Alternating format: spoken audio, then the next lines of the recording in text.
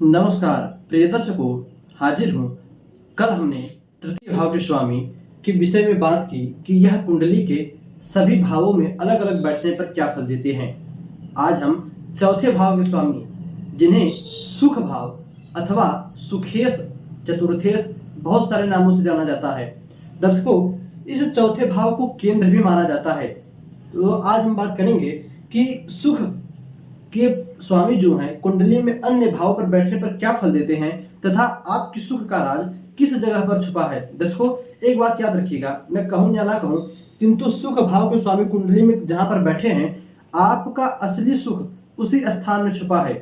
अथवा सूर्य को पकड़ लीजिए, सूर्य जहां पर बैठे हैं वहां से गिनने पर चौथे भाव में जो ग्रह बैठे हैं, जो राशि बनती है, जो भाव बनता है, उस जगह पर आपकी अंदर का सुख, यानी अंतरात्मा के सुख, जिसे कहते हैं ना, कहीं पर आप सुने होंगे कि आज पूरी तसल्ली मिल गई, एकदम सुखी हो गया मैं। इसी जगह, क्यों? क्योंकि सुख आत्मा का कारक होता है, तो सुखेश जहां पर बैठे रहते हैं उसी जगह पर आगे पूरी संतुष्टि छुपी रहती है सूर्य से गिनने पर। और जो चौथे भाव के स्वामी, लग्न कुंडली से चौथे भाव के स्वामी जहां पर रहते हैं, वहां पर छोटी छोटी आपकी खुशियां छुपी रहती है। तो आइए जानते हैं किस जगह पर आपकी खुशी का राज है। दर्शकों, कुंडली में पहले भाव को देखिए। चौथे भाव के स्वामी कुंडली के पहले भाव में बैठे तो ऐसा जातक अपने पिता से अत्यधिक स्नेह रखता है। जी हाँ, भले ही ये माता का स्थान है, किंतु ऐसा जातक अपने पिता से अत्यधिक स्नेह रखता है। सूत्र तो कहता है कि भाई ऐसा जातक अपने मातृपक्ष से, यानी अपने ननिहाल से शत्रुता रखता है, वहां पर जाता तक नहीं। आपकी कुंडली में क्या चौथे भाव के स्वामी लग्न में बैठे हैं, तो आप क्या करते हो? क्या आपकी ननिहाल से आपकी नहीं बनती, आप वहां पर जाना पसंद नहीं करते? कमेंट करके अवश्य बताइएगा। दर्शकों, ऐसा जातक अपने माता का भी आज्ञा का पालन करता है और माता से अत्यधिक धन को भी प्राप्त करता है। चौथे भाव के स्वामी कुंडली के दूसरे भाव में बैठे हो तो सूत्र कहता है ऐसा जातक अपने पिता की आज्ञा का पालन करने वाला होता है, मातृभक्त भी होता है और अपने माता पिता को खुद पैसे कमाकर उनको सुख देता है। सूत्र कहता है कुंडली के चतुर्थेश चौथे भाव के स्वामी तृतीय भाव में बैठे हो तो ऐसा जातक महान दुष्ट साबित होता है, अपने रिश्तों के प्रति महान दुष्ट साबित होता। क्यों? क्योंकि ऐसा जातक मातृपक्ष पितृपक्ष दोनों लोगों को कष्ट पहुंचाता है। कहने का मतलब है ऐसा जातक अपने बड़े पिताजी हो, ताया जी हो, ताऊ जी हो, अथवा चाचा चाची हो, या नाना पक्ष में मामा हो, नाना नानी हो, उनसे कोई मतलब नहीं रखता। या तो उनसे मारपीट झगड़ा करता है या तो कोई मतलब ही नहीं रखता, वहां पर जाता तक नहीं है। चतुर्थेश कुंडली के चौथे भाव में ही बैठे हो तो ऐसा जातक भूमि, भवन, मकान, 4 व्हीलर 2 व्हीलर से सुखी होता है। ऐसे जातक के घर मकान बहुत बढ़िया रहते हैं, उसके द्वार पर ही 4 व्हीलर 2 व्हीलर खड़ी रहती है।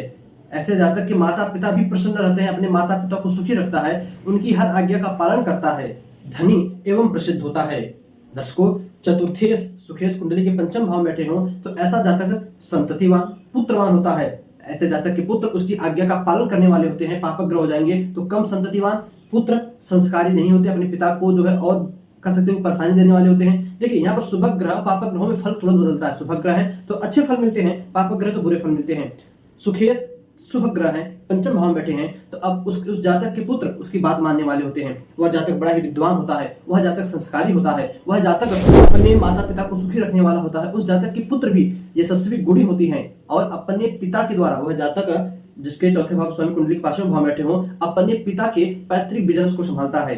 अब यहीं पर पुनः आप छठे भाव को ले लीजिए। चौथे भाव के स्वामी कुंडली में छठे भाव में बैठे हो और पापक ग्रह हो तो ऐसा जातक अपने माता पिता को कष्ट पहुंचाने वाला होता है, माता को पीटने वाला होता है।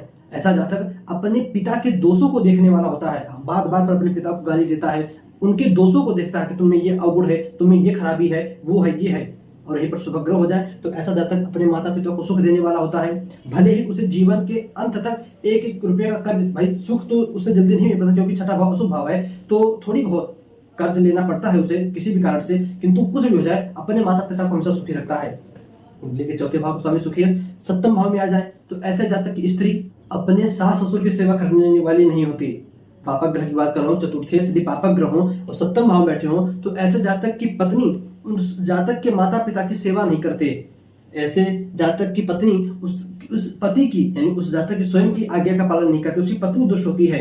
अब चतुर्थेश शुभ ग्रह हो जाए तो पुनः वह उस जातक की स्त्री माता पिता की खूब सेवा करती है, आज्ञाकारी होती है, संस्कारी होती है। और यदि यहीं पर चतुर्थेश जो है शुभ ग्रह बन जाते हैं, मंगल अथवा शुक्र बन जाते हैं, मंगल और शुक्र, तो ऐसे जातक की पत्नी विविध कलाओं में माहिर होती है, खाना बनाने में माहिर होती है और अन्य काम करने में माहिर होती है। ऐसे जातक को, जिसके चौथे भाव स्वामी कुंडली के सप्तम भाव में बैठे हों, ऐसे जातक को ससुराल पक्ष से धन का लाभ होता है। दर्शकों, चौथे भाव के स्वामी कुंडली के 8वें भाव में बैठे हों तो ऐसा जातक क्रूर कर्म करने वाला, पाप कर्म करने वाला होता है।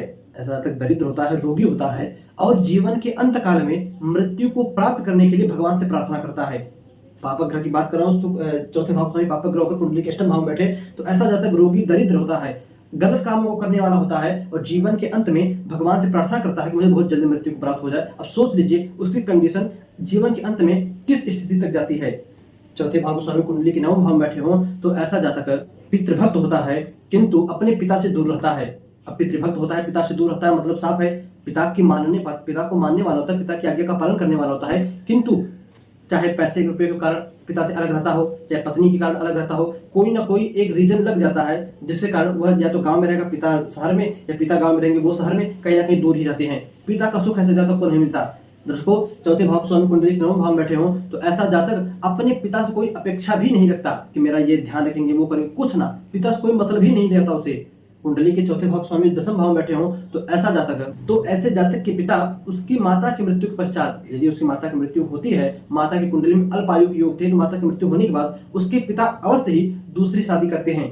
दर्शकों, चतुर्थे 10वें भाव में हो तो ऐसा जातक अपने जीवन काल में परोपकारी होता है, अच्छा होता है, बहुत सारे गुण ऐसे जातक के अंदर होते हैं किंतु अवगुण एक ही रहता है उसके पिता में। उस जातक के अंदर तो बहुत खोजने पर शायद कोई दोष मिल जाए। चौथे भाव में स्वामी कुंडली के 11वें भाव में हो तो ऐसा जातक जीवन में कुछ हो या ना हो किंतु उसके खान पीन में, रहन सहन में कोई कमी नहीं आनी चाहिए, इस सोच वाला होता है। इसी प्रकार कुंडली के 12वें भाव में, चौथे भाव के स्वामी 12वें भाव में बैठे हों तो ऐसे जातक को अपने पिता का सुख नहीं मिल पाता। कहने का मतलब है ऐसा जातक अपने पिता से या तो दूर रहता है या तो उसके पिता की अल्पकाल में ही बहुत जल्दी मृत्यु हो जाती है। दर्शकों, आप अपनी जन्म कुंडली देखिए, आपकी कुंडली में चौथे भाव में स्वामी कुंडली के किस भाव में बैठे हैं तथा किस प्रकार का फल दे रहे हैं, कमेंट करके हमें अवश्य बताइएगा। दर्शकों, बस आज इतना ही। कल बात करेंगे पंचम भाव के विषय में। हमने जो कहा था शुरू में कि आपकी खुशी का राज, तो लग्न में है तो आपके अंदर ही खुशी है, आप अपने अंदर ही ध्यान करो, खुशी मिलेगी। दूसरे भाव में है तो धन से आपको खुशी मिलेगी। पंचम भाव में है, उदाहरण मैं दे रहा हूँ, बाकी अन्य आप समझिएगा। पंचम भाव में है तो आप कह सकते हो कि पढ़ाई लिखाई से या आपके अंदर एक ऐसे ज्ञान की बातें उत्पन्न होगी भगवत कृपा से, जिससे कि आपको प्रसन्नता होगी। 10वें भाव में है तो आप अपने जो भी आप काम करते हो उसी में खुश होंगे। एकादश भाव में है तो धन रुपयों पैसों से आपको खुशी मिलेगी, जितनी आपकी इनकम बढ़ेगी उतनी आपको खुशी मिलेगी। इसी प्रकार आप अन्य भावों को समझना। तो बस आज इतना ही।